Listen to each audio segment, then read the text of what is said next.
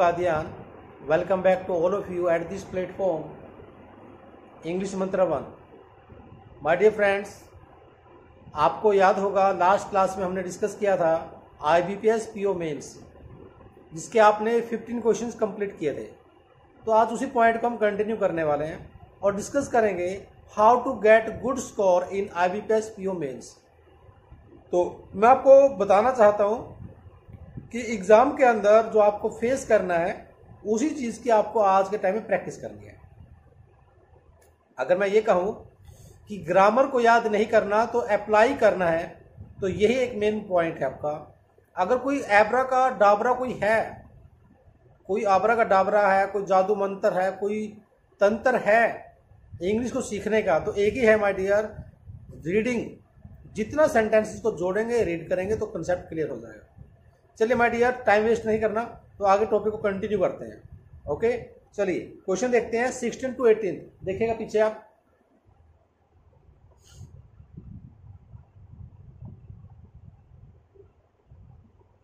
इसमें आपको देखना है my dear, which will make the grammatically context. जो कॉन्टेक्स्ट दिया गया उसको चेक करना है ग्रामेटिकली करेक्ट है रॉन्ग है, और साथ में देखना है रीअरेंजमेंट. उसको ग्रामेटिकली के साथ साथ ग्रामर भी देखनी है, प्लस उसका रीअरेंजमेंट भी देखना है. जो वर्ड वहां पर दिया गया है रिप्लेस करना है, तो कैसे रिप्लेसमेंट होगा, बी पे आएगा सी या सी के प्लेस पर आएगा ए. अरेंजमेंट भी देखना है और ग्रामर भी देखनी है. फॉर एग्जाम्पल, ये आपके पास क्वेश्चन दिया गया है. देखिए question, some goals define life's achievements in terms of material people. Just a minute. In terms of material people. तो आप थोड़ा सोचिए, पीपल, अचीवमेंट और गोल दिया गया, तीनों पॉइंट को हाईलाइट किया गया. ये जो हाईलाइटेड पॉइंट्स हैं माय डियर, इन वर्ड्स को रिप्लेसमेंट करना पड़ सकता है. उसके लिए आपको देखना पड़ेगा सेंटेंस का मीनिंग क्या बन रहा है. तो आप सोचिए, क्या मटीरियल पीपल कभी होते हैं? क्या मटीरियल पीपल होता है कभी? मटीरियल अचीवमेंट हो सकते हैं माय डियर, पीपल मटीरियल नहीं हो सकता. मटीरियल का मतलब है भौतिक, भौतिक का मतलब है जो नश्वर है. हाँ, ये तो आप कह सकते हो इंसान भी नश्वर है, लेकिन वो भौतिक चीजें बनाया नहीं गया है, वो परमात्मा ने बनाया है. लेकिन जो आपकी चीजें हैं, जो समाज है, जो आप बनाते हैं, वो भौतिक चीजें हैं. जो भगवान ने बनाया है वो भौतिक नहीं है. हाँ ठीक है, वो भी खत्म हो सकता है. तो आप कहेंगे मटीरियल अचीवमेंट्स. अगर अचीवमेंट्स हैं तो आप देखो, जो बी है वो कहां पर आ रहा है, लास्ट में आ रहा है, और पीपल कहां पर जाएगा, गोल्स पर, गोल्स के प्लेस पर. यानी कि सम पीपल डिफाइन आएगा, यानी कि पीपल सबसे पहले आएगा एक प्लेस पर, अचीवमेंट्स आएगा लास्ट में. तो पहले सी आ रहे हैं, उसके बाद जो बी है, बी कहां आ रहा है, लास्ट में. तो बस दो ऑप्शन देख लीजिए और ऑप्शन का एलिमिनेट कर लीजिए. चलो ऑप्शन देखते हैं. सी पहले आ रहा है, बिल्कुल सही है. बी लास्ट में आ रहा है, बिल्कुल सही है. तो ऑप्शन नंबर क्या बन गया, सी. तो ऑप्शन नंबर आपका बन चुका है माय डियर. तो ये आपका राइट आंसर है, ये आपका right answer my dear. Okay, तो सी ए बी आपका राइट आंसर, राइट रीअरेंजमेंट बनेगा. तो इस टाइप का रीअरेंजमेंट भी दिया जा रहा है, सिर्फ एरर नहीं पूछी जा रही है, एरर प्लस रीअरेंजमेंट. चलिए क्वेश्चन नेक्स्ट देखते हैं.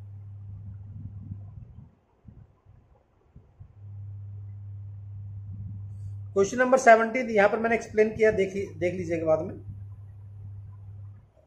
क्वेश्चन नंबर 17 को देखो. The dialogue slipped.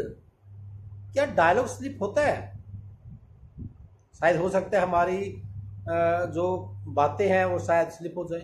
Tongue slip होती है, डायलॉग तो स्लिप नहीं होता. चलिए देख लेते हैं आगे. क्वेश्चन देखिए. तो आप यहां पर देखें, with the usual explorations but soon dash into an intense discussion. Into an intense discussion दिया गया है, इसका मतलब है डिस्कशन में चला गया। तो डिस्कशन का मतलब ये हुआ माय डियर, कोई पर्सन कोई बात इस लेवल की कर रहा था और अचानक से उसकी बात, उसका पॉइंट स्लिप हो गया और वो किसी और मुद्दे पर चला गया, राइट। तो उसे आप क्या कहने वाले हैं, स्लिप्ड। यानी कि एडवर्टाइजिंग के प्लेस पर आएगा स्लिप्ड। आगे देखो, लास्ट में लिखा स्टार्टेड। यानी कि अगर मैं एलिमिनेट करने की कोशिश करता हूं तो आपने नोटिस किया बी के प्लेस पे क्या आ रहा है, देखो दोबारा से,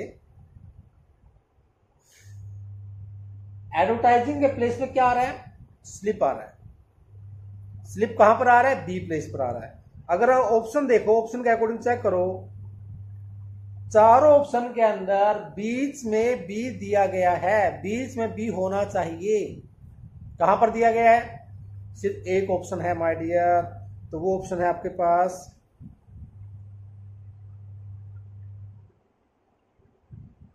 ये CBA। यानी कि अगर आपको थोड़ा सा पॉइंट क्लियर हो गया, एक वर्ड क्लियर हो गया, तो उसके बेसिस पर आप ऑप्शन से एलिमिनेट कर सकते हैं। इजी हुआ कि आसान, मुश्किल हुआ, आसान हुआ कि नहीं हुआ। अगर चार ऑप्शन है, चार ऑप्शन में से आंसर फाइंड आउट करना है और आपको क्लियर नहीं हो रहा है, लेकिन एक वर्ड को पकड़ लीजिए, एक वर्ड को पकड़ते ही आपको क्लियर हो जाएगा राइट आंसर कहां बनेगा, ऑप्शन नंबर क्या बनेगा। तो ऑप्शन नंबर आपका बन गया CBA, ये राइट आंसर बनेगा। चलिए क्वेश्चन देखते हैं नेक्स्ट।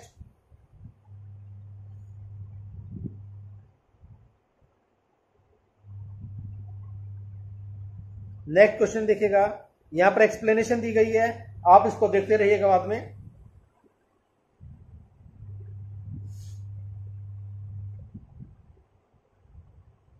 क्वेश्चन नंबर 18 दिया गया, तो देखिए माय डियर 18 में क्या मेंशन है यहाँ पर, the system would have to need. System को आवश्यकता होगी माय डियर, क्योंकि वुड हैव के बाद एक वर्ब का यूज होना चाहिए। हैव के बाद कोई वर्ब नहीं दी गई है, तो कहीं ना कहीं जो हैव है ये कहीं ना कहीं रॉन्ग प्लेस पे दी जा रही है। अगर हम उसको रिप्लेस करें, अगर हम सेंटेंस ये बनाए सिस्टम को आवश्यकता होगी, तो हमारा आंसर बनेगा the system would need to have. यानी दोनों ऑप्शन को आप रिप्लेस कर सकते हैं, बी के प्लेस पर ए आएगा और ए के प्लेस पर बी आएगा, यानी कि बी ए आना चाहिए। थर्ड ऑप्शन को भी देख लीजिएगा, place that would enable privacy security. That का यूज किया गया दो क्लोज को जोड़ने के लिए, तो जो क्या करेगा, वो प्राइवेसी को, सिक्योरिटी को ऐड करेगा। तो दैट अपने प्लेस में सही आ रहा है, सिर्फ टू वर्ड्स को रिप्लेस करना है, यानी सी पर ही आएगा। तो आप क्या लिखोगे, BAC, ये आपका राइट आंसर है, BAC। क्लियर। चलिए ऑप्शन देखो, BAC ऑप्शन नंबर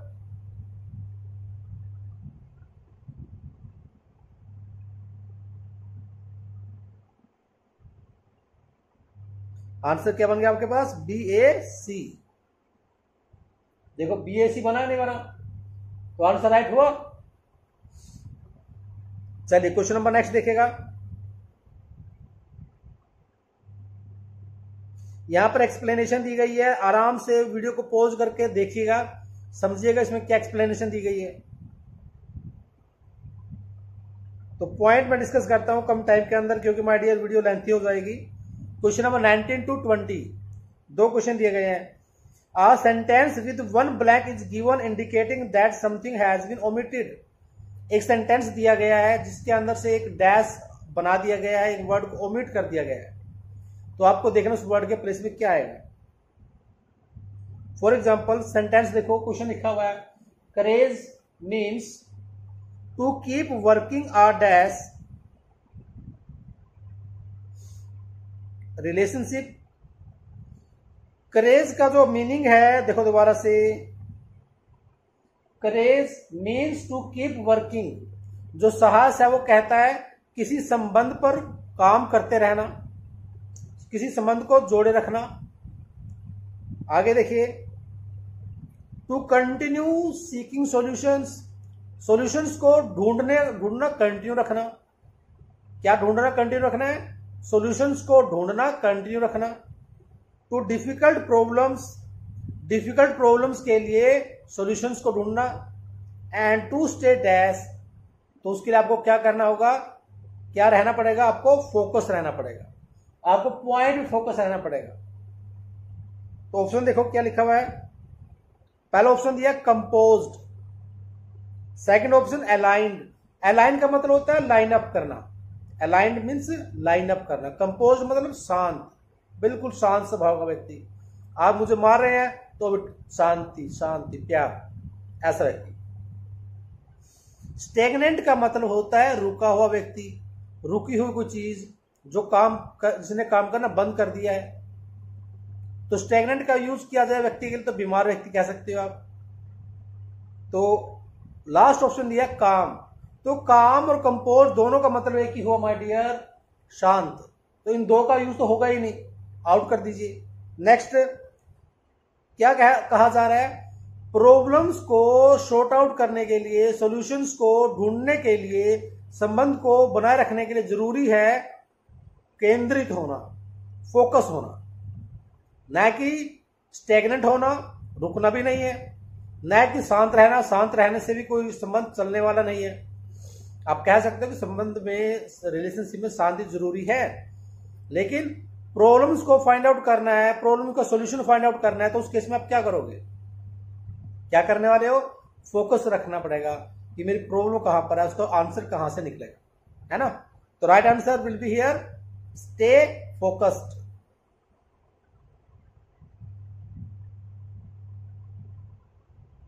तो यहां पर आप देखिए, ये जो आप एक्सप्लेनेशन देख रहे हैं, ये सारे एक्सप्लेनेशन आप यही कहना चाह रहे हैं कि आपको समझ में आ जाना चाहिए आंसर कहां से बना, क्या बनेगा, क्यों बनेगा। आप समझिए इसको, आगे चलिए। Question number 20, the paint work on the corner of a stairway, stairway के कॉर्नर पर पेंट वर्क है, right, tends to get nicked and scratched as people dash by। कहीं पर एक पेंट है ना, सपोज करो यहां पर पेंट है, एक गाड़ी खड़ी है, पेंटेड गाड़ी है, या कहीं पर किसी ने रंग रोगन किया है, पेंट किया हुआ है, तो लोगों की सोच होती है आते जाते उसको स्क्रैच करने की, है ना, स्क्रैच करने की। तो जब स्क्रैच करेगा, स्क्रैच कौन करेगा, आते जाते लोग। तो आप क्या कहेंगे, आते जाते की इंग्लिश क्या रहेगी, पासिंग बाय। तो देखो ऑप्शन में क्या दिया गया है, फर्स्ट ऑप्शन है स्टॉप, सेकंड ऑप्शन दिया गया गेट अवे, और थर्ड ऑप्शन है गोन, फोर्थ ऑप्शन है पास, और नेक्स्ट ऑप्शन है ड्रॉप, राइट। तो पास का मतलब क्या है, जब लोग गुजरते हैं, तो पास बाय का मतलब होता है गुजरना। तो राइट आंसर क्या बनेगा, पास।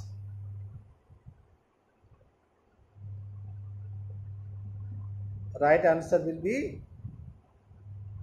पास। चलिए क्वेश्चन नंबर नेक्स्ट देखिएगा।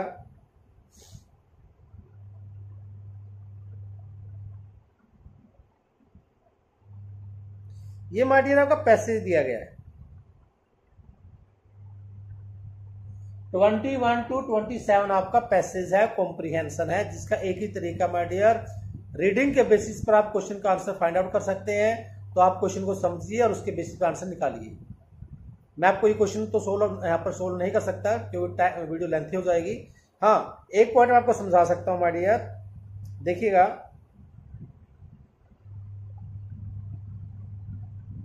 जैसे आप पैसेज में देख पा रहे हैं कि यहाँ पे ब्लैंक दिया गया, एक डैश दिया गया। इसमें क्या लिखा है, the virus dash vulnerability of our supply chains.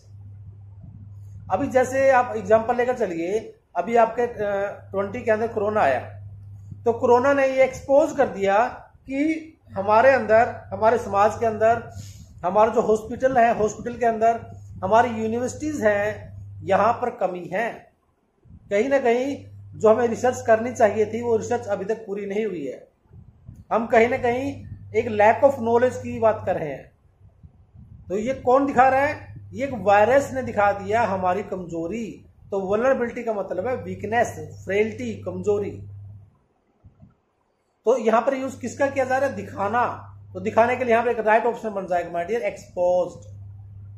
Clear. चलिए, तो अब हम यहाँ पर पैसेज नहीं करने वाले, पैसेज के क्वेश्चन छोड़ देते हैं। जो लास्ट के 2-3 क्वेश्चन दिए गए होंगे उसे आप सॉर्ट आउट करेंगे, उसे समझने की कोशिश करेंगे।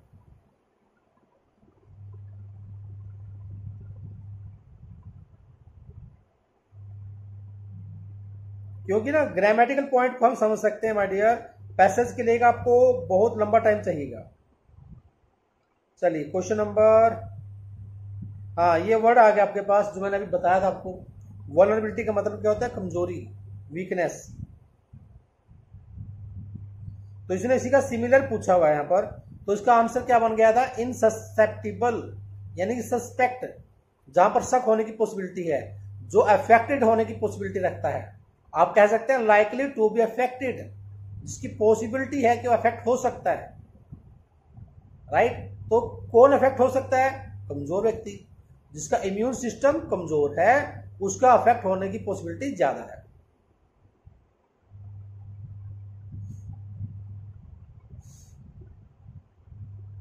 क्वेश्चन नंबर 28 पे आ जाइए। क्वेश्चन नंबर 28 to 30 देखिएगा।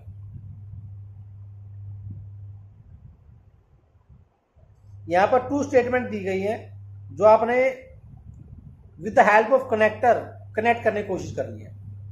जैसे we must accept life in its entirety, हमें लाइफ को कंप्लीटनेस के साथ एक्सेप्ट करना चाहिए, स्वीकार करना चाहिए। सेकंड पॉइंट है we would have lived completely soulfully, तभी हम अपने जीवन को कंप्लीटली जी सकते हैं। ये 2 सेंटेंसेस दिए गए हैं, दोनों सेंटेंसेस को आप चेक करो। यहां पर एक कनेक्टर वर्ड फिट करना है, कनेक्टर यूज करना है, कंजंक्शन फिट करनी है। कौन सी कंजंक्शन यहां पर सही बैठती है? तो पहला ऑप्शन यहां पर है ओइंग टू, जिसका मतलब है कारण। सेकंड है हैंस, इसलिए। थर्ड ऑप्शन है ओनली देन, ओनली देन मतलब कि तभी। एक स्टेप अगर सही होगा तो दूसरा स्टेप तब उठाया जाएगा। तो आप क्या कहेंगे? हमें अपने जीवन को एक्सेप्ट करना चाहिए, तभी हम शांति से जी सकेंगे। तो यहां पर ओनली देन दोनों के बीच में यूज हो जाएगा। तो राइट आंसर क्या बनेगा? Only then. क्लियर। आंसर बनेगा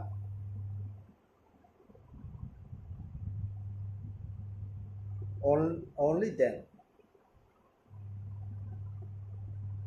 ये आपका आंसर है। क्लियर हो गया? ये आपका आंसर है।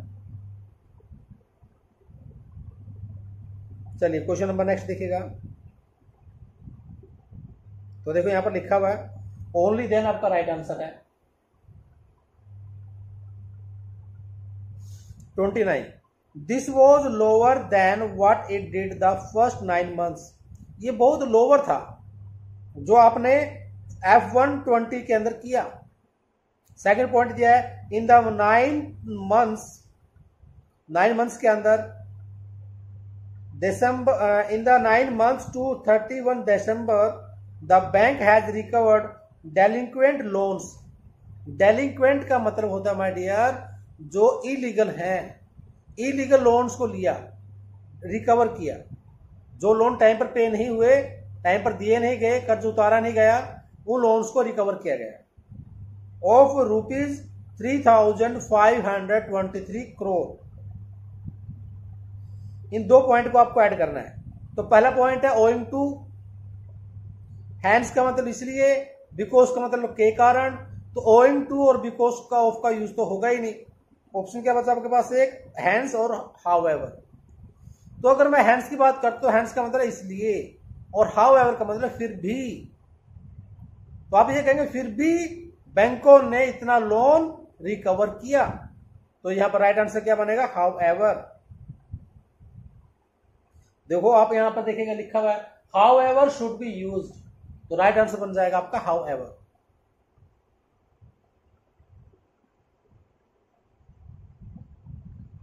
लास्ट क्वेश्चन देखिएगा, लास्ट क्वेश्चन 30 क्या लिखा है? बीइंग अफ्रेड ऑफ इट, इससे डरने की बजाय we need to take out in a stride. Stride का मतलब है छलांग, जंप, और O डबल टी का मतलब है ओवर द टॉप। सबसे ऊपर हमें आवश्यकता है, छलांग लगाने से पहले हमें आवश्यकता है। तो इससे डरने की बजाय बिल्कुल सिंपल से एक कनेक्टर यहां पर वर्ड फिट हो रहा है, जिसको आप कहेंगे, एक वर्ड होता है जिसको आप बोलते हैं डिस्पाइट, के बावजूद, एक वर्ड होता है इंस्पाइट ऑफ, के बावजूद, और एक वर्ड होता है इंस्टेड ऑफ, किसी की बजाय। यानी डरने की बजाय हमें आवश्यकता है ओवर द टॉप, अपने स्ट्राइड के अंदर लें, कदम उठाने की आवश्यकता है। डरने की बजाय बीइंग अफ्रेड ऑफ इट, क्या यूज करेंगे आप? Instead of we need to take out in our stride. तो यहां पर राइट कंजंक्शन बनेगा आपका, क्या बनेगा? Instead of. चलिए ऑप्शन देखते हैं यहां पर। एक दिया गया इंस्टेड, ये रॉन्ग है, कंप्लीट नहीं है। बिकॉज ऑफ, इसका यूज नहीं होगा। फिर क्या बचा? Instead of. तो आपका राइट ऑप्शन क्या बनेगा माय डियर? Instead of. ये आपका राइट आंसर है, ये आपका राइट आंसर है। आई होप क्लियर हो गया। तो ये था माय डियर आपके मेंस के कुछ क्वेश्चंस। आई होप आपको कुछ समझ में आ रहा है, क्लियर हो रहा है। लेकिन मेरी आपसे रिक्वेस्ट रहती है, अपने आप को अपडेट करने के लिए वीडियो को शेयर करें, सब्सक्राइब करें, लाइक करें। और अगर कोई पॉइंट समझ में नहीं आ रहा है, कमेंट बॉक्स में कमेंट डालिए, और साथ में मेंशन कीजिए आप कहां से बोल रहे हैं, कहां से कमेंट डाल रहे हैं, ताकि मुझे भी थोड़ा सा एक मोटिवेशन मिलता रहे कि आप लोग कहां से देख रहे हैं, कितने बच्चे देख रहे हैं, क्या पॉइंट क्लियर हो रहा है, कौन सा पॉइंट क्लियर नहीं हो रहा है। और आपको लगता है किसी टॉपिक पर वीडियो बनाई जानी चाहिए, तो आप कमेंट बॉक्स में डालिए, मैं उस पर वीडियो बनाऊंगा और आपको एक्सप्लेन करूंगा। तो thank you my dear, bye bye, chill out, enjoy your life.